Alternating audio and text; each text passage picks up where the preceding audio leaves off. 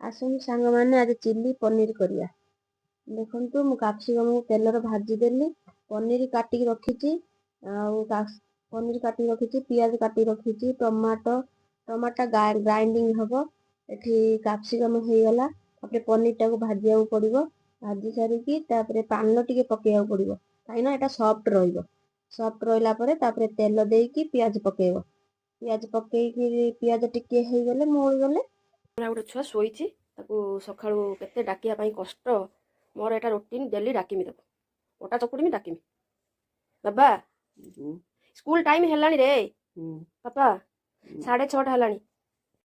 ତାପରେ ପିଆଜ ଟିକେ ମଉଳିଗଲା ଦେଖନ୍ତୁ, ସାରିଲା ପରେ ତାପରେ ଟମାଟୋ ଗ୍ରାଇଣ୍ଡିଙ୍ଗ କରି ରଖିଛି ତାକୁ ଢାଳିଦେଲି।